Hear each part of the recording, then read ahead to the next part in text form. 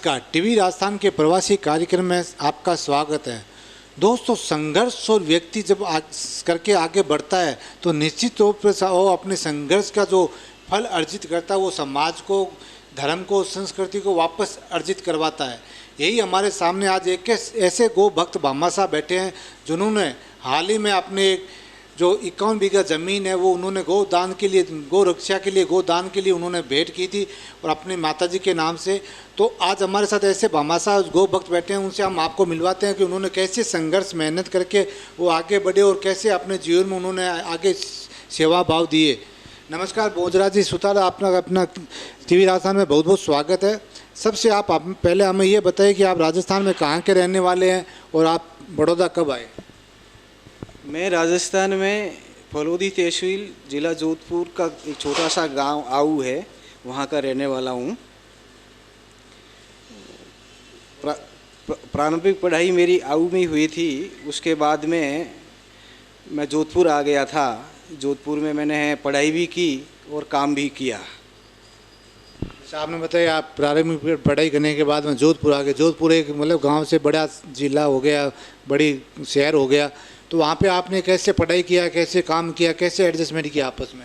वो जिला मुख्यालय था, शहर था, पहली बार शहर में गए थे तो वहाँ दिन में काम करते थे, रात को पढ़ने के लिए कॉलेज जाते थे।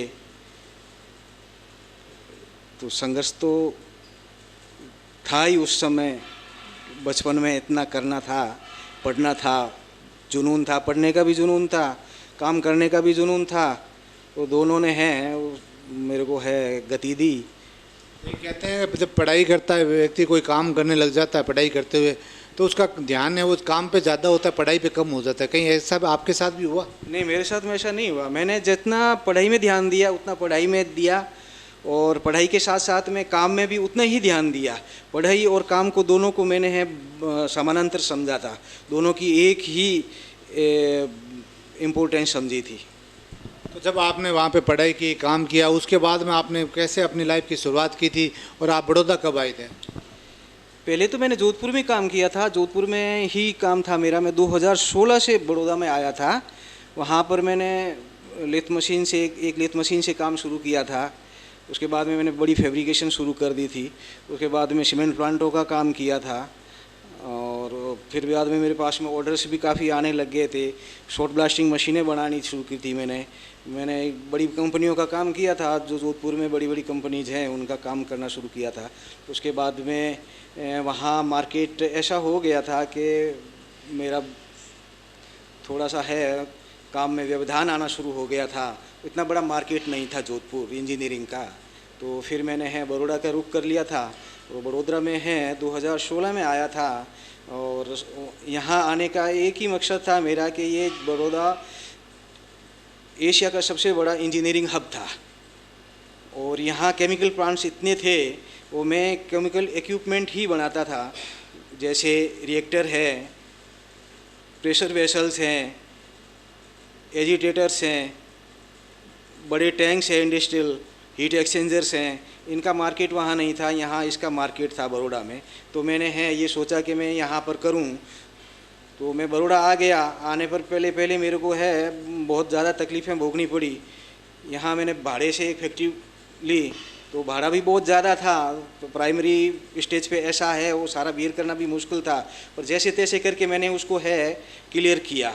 वो करने के बाद में आज मैंने है पिछली साल एक फैक्ट्री ले ली है पोर इंडस्ट्रियल एरिया में, तो वहाँ मेरा सेटअप मैं कर रहा हूँ, मेरा काम चल रहा है। आपने जैसे बताया उस समय आप आए थे जोधपुर में, आके आपने जो फैब्रिकेशन के लिए एक किराए की फैक्ट्री ली थी, उस पर आपने काम शुरू किया। तो जब आप एक छोटे से शहर से आके बड़े शहर में आए और नए लोगों के बीच में आए, क्यों यहाँ पे जो राजस्थानी भाषा है उसमें और आपके गुजराती भाषा में भी काफ़ी फ़र्क होता है, तो काम करने में कई भाषाओं की दिक्कतें, कई लोगों से जिससे रिलेशन बनाने में कई दिक्कतें हुई आपको? हाँ, लैंग्वेज की तो सबसे बड़ी दिक्कत आ रही थी, क्योंकि यहाँ प्राय गुजराती ही चलती है, लोकल लैंग्वेज ही चलती है। तो हम हिंदी भाषी हिंदी बोलते थे, तो हिंदी बोलने में क्या है अगला ज़्यादा समझता भी नहीं था, तो ऐसे हमारे को प्रॉब्लम तो काफ़ी आई थी। और फिर है मार्केटिंग की इतनी प्रॉब्लम थी कि मार्केटिंग के बंदे हमारे पास में थे नहीं, क्योंकि हम पूरी तरह से यहाँ का लोगों से इंट्रोड्यूस नहीं थे। तो फिर मैंने खुद ने है मार्केटिंग करनी शुरू की। मैं रोज़ाना निकलता, टारगेट रहता था कि आज 2 कंपनी में जाना है, आज 3 कंपनी में जाना है, 4 कंपनी में जाना है, ऐसे मेरा है वो एक टारगेट रहता था। तो उसमें टारगेट कभी आधा होता, कभी पूरा हो जाता। तो मैं है घूम घूम के दूर दराज में 50 किलोमीटर, 40 किलोमीटर, 30 किलोमीटर के दायरे में जो है केमिकल्स प्लांट हैं उनमें मैं जाता और वहाँ मेरा विजिटिंग कार्ड देता। मैं इंटरव्यू भी देता उनको कि भाई मैं ये बनाता हूँ, मैं मेरा है वो जो भी है इंट्रोडक्शन बताता कि भाई मेरा ये प्रोडक्शन है, मैं ये काम करता हूँ। तो धीरे धीरे मेरे पास में है ऑर्डर्स आने शुरू हुए। स्टार्टिंग में एक कुमार ऑर्गेनिक प्राइवेट लिमिटेड थी, लिमिटेड कंपनी थी, तो उसका एक मेरे पास में चैलेंजेबल रिएक्टर आया जो हाई स्पीड था। तो मैंने उसकी है डिज़ाइन की मेरे हिसाब से। तो यहाँ पुराने जो डिज़ाइनर थे उनकी डिज़ाइन से मेरी डिज़ाइन सुपीरियर निकल गई थी। तो उसका डायरेक्टर था, मैनेजिंग डायरेक्टर, उसने मेरा ही स्पेसिफिकेशन अप्रूव किया और वो ऑर्डर मेरे को मिल गया था। वो ऑर्डर सिर्फ और सिर्फ वो मैनेजिंग डायरेक्टर की वजह से ही मेरे को मिला था, क्योंकि मेरे उसमें स्पेसिफिकेशन थे वो है बहुत ज़्यादा सटीक थे। उनको हाई स्पीड चाहिए था और जो मटेरियल जो बनना था उसमें उसकी विस्कोसिटी बहुत ज़्यादा थी और वो वेरिएबल स्पीड में चलना था। तो वहाँ पर मेरी वो है कैलकुलेशन काम आ गई और मेरा काम चल पड़ा आगे। जिस समाज से आप आते हैं वो विश्वकर्मा समाज, हालांकि ज़्यादातर लोग लकड़ी का काम करते हैं, इंटीरियर का काम करते हैं, तो आपने ये इंजीनियरिंग वर्क कैसे चुना था? ये मेरा इंजीनियरिंग से शुरू से लगाव रहा है, बचपन से मैं है इंजीनियरिंग की बुक्स है पढ़ता रहता था, देखता रहता था। इंग्लिश मेरे को ज़्यादा नहीं आती थी, फिर भी मैं है पढ़ता, उसके डायग्राम्स वगैरह देखता, उसको समझता। ये रशियन बुक्स आती थी टेक्निकल, तो स्टॉलें लगती थी, उसमें मैंने बहुत सारी बुक्स ले ली थी। मेरे को बहुत शौक़ था, पढ़ने का शौक़ था। उसके साथ साथ में मेरे को है वो देखना, बुक्स देखना, बुक्स के अंदर उसका कैसा मैकेनिज़्म है इसमें, वो मैं शुरू से ऐसा देखता था। हाथ से मैं ड्राफ्टिंग करता था, ड्राइंग वगैरह मैं खुद बना लेता था। ऐसे करते करते मैं है डिज़ाइनिंग भी मेरे हिसाब से करना शुरू कर दिया। वो डिज़ाइन करीब करीब मेरी है बहुत अच्छी डिज़ाइन हो जाती थी मशीन की, हर मशीन की। आपने बताया अभी जैसे आप इंजीनियरिंग में टेक्निकल भी यूज़ करते थे, फिर आप धीरे धीरे ड्राइंग में भी आप आगे बढ़ गए, पेंटिंग भी काफ़ी अच्छी बनाते हो, ये हुनर भी कैसे आपके अंदर आया? पेंटिंग तो मेरा है वो मैं है बचपन से स्कूलिंग टाइम में मैं करता था।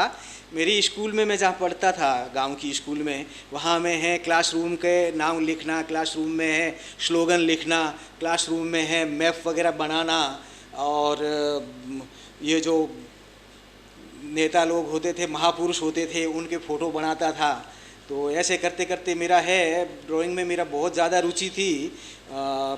मैं पेंटिंग बनाता हूँ, अच्छी पेंटिंग बना लेता हूँ, अच्छे स्तर की पेंटिंग बना लेता हूँ, पर मैं प्रोफेशनल नहीं हूँ, मैं मेरे शौक़ से बनाता हूँ। मेरे पास में कलेक्शन है, काफ़ी कलेक्शन है, वो सिर्फ मेरे मेमोरी के लिए रखा हुआ है। जितनी काबिलियत होने के बाद में जब आप बड़ौदा के अंदर आए, आपने जैसे बताया 50 किलोमीटर अकेले घूमना, फिर वहाँ पे लोगों से मिलना, फिर ऑर्डर लेना, फिर वापस उसको बना के वापस देना, तो इन सब चीज़ों के अंदर कहीं आपको लगता था, कहीं एक ऐसा भी समय आया था नहीं यार यहाँ पे ज़्यादा मेहनत करनी पड़ती है, इससे अच्छा जोधपुर ठीक है, वहाँ पे वापस चले जाते हैं?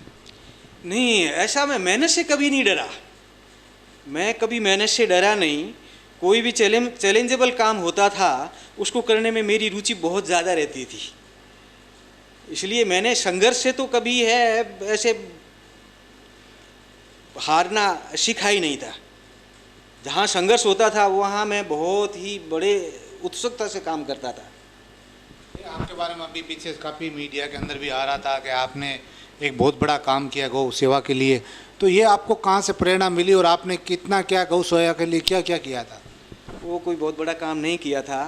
मेरी माताजी को गौ माता से बहुत ज़्यादा प्रेम था। वो 3-4 गायें रखती थी, मेरी माताजी के पास में थी, तो उनको है बच्चों जैसा प्यार देती थी, उतनी इतनी बढ़िया सेवा करती थी। तो मेरी माताजी का देहांत होने के बाद में मेरे को ऐसा लगा कि मेरी माताजी हमेशा गायों के प्रति इतनी सजग रहती थी, तो अपनी ज़मीन सिंचित ज़मीन पड़ी है, तो अपने काम तो लेते ही हैं, सब लोग लेते ही हैं, पर ये अब माता जी के नाम से मैं है गौशाला को दे देता हूँ। हमारे गांव में गौशाला थी बड़ी, तो वहाँ दान वगैरह कम आता था, तो थोड़ी प्रॉब्लम में थी, अभाव में चल रही थी। तो मैंने है गौशाला को है, वो जो ट्रस्टी थे उन ट्रस्टियों को आमंत्रित किया, तो वो आए, उनसे बातचीत की। मैं कि भाई मेरा ये है, आप गौ सेवा के लिए रखना चाहते हो तो मैं आपको दे देता हूँ, रजिस्ट्री मेरे पास से पैसे देके मैं आपको रजिस्ट्री करवा देता हूँ गौशाला के नाम से। तो मैंने है वो, उन्होंने हाँ भर ली, मैंने ट्रस्ट के नाम से उनकी रजिस्ट्री करवा दी। आज है वहाँ पर है हरा चारा का होता है उत्पादन, तो गौओं की अच्छी सेवा होती है। तो इसमें मेरे को ये संतुष्टि है कि मेरे माताजी के नाम से, मेरे पिताजी के नाम से उनकी गौ माता की है निरंतर सेवा चलती रहे। लेकिन अभी एक और विडम्बना हमारे समाज के लिए भी एक वो कह सकते हैं, या एक राजस्थानी जो लोग होते हैं वो गायों को एक तो कम रखना पसंद करने लगे, क्योंकि नई जो लड़कियां होती है चाहे लड़के, उनको गायों से इतना लगाव नहीं होता है।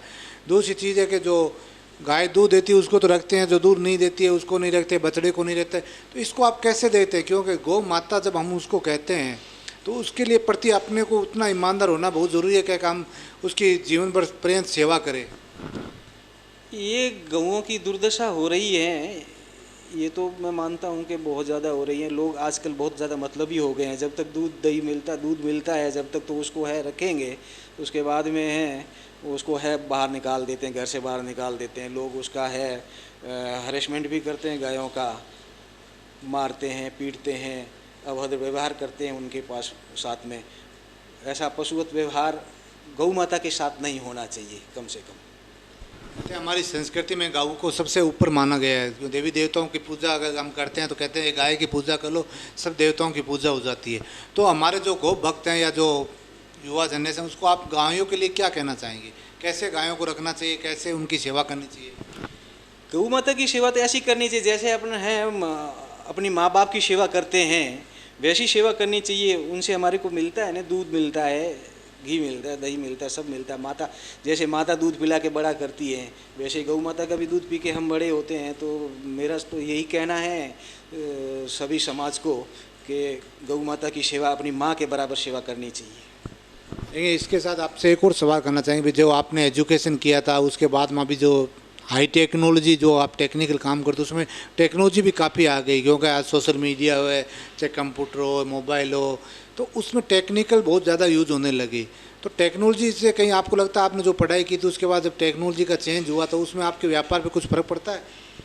टेक्नोलॉजी तो डे बाय डे है बढ़ रही है, नई नई आ रही हैं, तो हम उसको है अपग्रेड करते रहते हैं साथ साथ में। जो आजकल है इंटरनेट पे बहुत ज़्यादा मिलता है, तो वो देख लेते हैं, उससे हमारे अपग्रेड हो जाते हैं। ये नया क्या बना है इसमें, हम भी इसमें साथ में डिज़ाइन में भी ये सोचते हैं कि इसमें जो हो रहा है उसमें हम हमारी तरफ से क्या एडिशनल कर सकते हैं। ऐसा हमारा अपग्रेडेशन चलता रहता है इसमें। तो राजस्थान को जब आपने छोड़ा, वहाँ पे बिजनेस करने के बाद में आप गुजरात में आए, बड़े स्कोप के लिए आप गुजरात आए थे, भाई बड़ोदरा के अंदर बड़ा काम मिलेगा, बड़े लोग, फैक्ट्रियाँ, बड़ा काम है यहाँ पे। तो आप राजस्थान को किस दृष्टि से देखते हैं कि वहाँ पे इतना डेवलपमेंट आप कितने तौर पे हो रहा है? क्योंकि लोग प्रवासी तौर पर इंडस्ट्रियल, जितने भी बड़े बड़े इंडस्ट्रियल होते हैं वो सब बाहर निकल जाते हैं, तो राजस्थान में वो इंडस्ट्रियल डेवलपमेंट नहीं हो पाता है, तो उसको आप कैसे मानते हैं? राजस्थान में औद्योगिक वातावरण अच्छा नहीं है। वहाँ सरकारें भी इसके प्रति जागरूक नहीं है। सरकारें कोई तरह का है उद्योगों को कोई सहायता नहीं दे रही हैं। जो उद्योगपति वहाँ उद्योग चला रहे हैं वो अपनी ताकत से ही चला रहे हैं। गवर्नमेंट की, राजस्थान गवर्नमेंट की कोई उन पर कृपा दृष्टि नहीं है। गवर्नमेंट को चाहिए कि हमारा राजस्थान में इतने ज़्यादा संभावनाएं हैं इंडस्ट्री की, इतना मिनरल्स हैं, इतना स्टोन है, सब कुछ है वहाँ पर, फिर भी है वहाँ से व्यवसायी भागता है, इधर रुख करेगा, या गुजरात का करेगा या महाराष्ट्र का करेगा। यहाँ सुविधा मिलती है, गुजरात में बहुत ज़्यादा सुविधा मिलती है हम लोगों को, एक बहुत बड़ा मार्केट मिलता है यहाँ पर। लेकिन कहते हैं राजस्थान के अंदर जब आप जहाँ के रहने वाले जोधपुर, वहाँ के काफ़ी चीज़ें प्रसिद्ध है, चाहे वो आप प्याज की कचौड़ी मानिए और भी कई चीज़ें हैं। तो कहीं आपके मन में यहाँ भी आती है कि भाई नहीं यार अभी तो यहाँ काफ़ी दिन हो गए, अभी गांव चलते हैं, वहाँ पे कुछ खाना पीना करते हैं? हाँ वो जोधपुर के रहने वाले हैं तो मिर्ची बड़ा तो याद आता ही है, कचौरी भी याद आती है और स्वीट्स भी तो याद आती हैं, रसमलाई भी है बहुत सारी स्वीट्स हैं, वो खाने के लिए मन करता है तो फिर जोधपुर चले जाते हैं। जब आप यहाँ पे रहते हो तो आप बच्चे सारे यहाँ रहते हैं, तो गुजराती संस्कृति को अडॉप्ट करते हो या मारवाड़ी में अपनी भाषा में बात करते हैं? नहीं, बच्चे मेरे जोधपुर ही रहते हैं, मैं यहाँ अकेला रहता हूँ। मैं गुजराती बोल लेता हूँ, कुछ बोल लेता हूँ, कुछ साथ में बोलता है तो मैं साथ में बोल लेता हूँ, बाकी ज़्यादातर मैं हिंदी भाषा ही बोलता हूँ। आप जब कभी राजस्थान जाते हो तो सबसे पहले आप स्टेशन पर उतरते ही क्या करना चाहते हैं? जोधपुर स्टेशन उतरते ही हमें वो सुगंध आ जाती है, मिर्ची बड़े की सुगंध आ जाती है, कचौरी की सुगंध आ जाती है, तो फिर वो कोटा पूरा करना पड़ता है उस दिन। तो आप इतने बड़े संघर्षशील हो और एक सी हाथ के काफ़ी आप हुनर वाले भी व्यक्ति हो, तो पेंटिंग भी आप बना लेते हो, टेक्निकल में भी आप आगे हो, डिज़ाइन भी आप अच्छी बना देते हो, तो हमारे युवाओं को क्या मैसेज देंगे? क्योंकि जब आप काम करना शुरुआत करते उस समय इतनी टेक्नोलॉजी नहीं थी, अब जितना हुआ है, तो युवाओं को आप क्या मैसेज देंगे? युवाओं को यही मैसेज है मेरी तरफ से कि ज़्यादा से ज़्यादा मेहनत करनी चाहिए, किसी भी काम को करना है उसके लिए समर्पित हो जाना चाहिए। मैं टेक्निकल हूँ बट मैंने टेक्निकल की पढ़ाई नहीं की है, पढ़ाई मैंने कॉमर्स की थी, टेक्निकल की पढ़ाई नहीं की थी। टेक्निकल मेरा एक शौक़ था, वो शौक़ मेरा पूरा करने के लिए मैंने अथाह प्रयत्न किए, अथाह मेहनत की, उसका परिणाम है कि आज मैं अच्छी डिज़ाइन कर लेता हूँ टेक्नोलॉजी में। मैं किसी भी इंजीनियर के साथ भी बात करूँगा तो ऐसा नहीं लगेगा कि मैं नॉन टेक्निकल हूँ। जी हाँ, पढ़ाई नहीं की हमने टेक्निकल की, लेकिन टेक्निकल का हर वो शब्द ज्ञान हम जानते हैं। यही भोजराज जी सुतार का कहना है कि आपको जिस चीज़ का शौक़ होता है, युवाओं को चाहिए कि उस चीज़ में अपने आप को तल्लीन कर ले, और उस चीज़ में जितना अपने आप को आप तल्लीन करेंगे उससे उसमें उस शौक़ को निखार मिलेगा और आपको भविष्य का एक रास्ता मिलेगा और भविष्य की एक मंजिल मिलेगी। यही हमारे भोजराज जी सुतार ने किया कि पढ़ाई कॉमर्स की लिखी, लेकिन टेक्निकल का जो शौक़ था उसको पूरा करने के लिए उसमें अपने आप को तालीम करके और आज बड़े टेक्निकल व्यक्ति और एक बड़े ड्राइंग या बड़े पेंटर बन के हमारे लिए उभरे हैं। बहुत बहुत धन्यवाद भोजराज जी सुतार, आपका कीमती समय लिया, इसके लिए आपका बहुत बहुत धन्यवाद सर। स्वागत है आपका।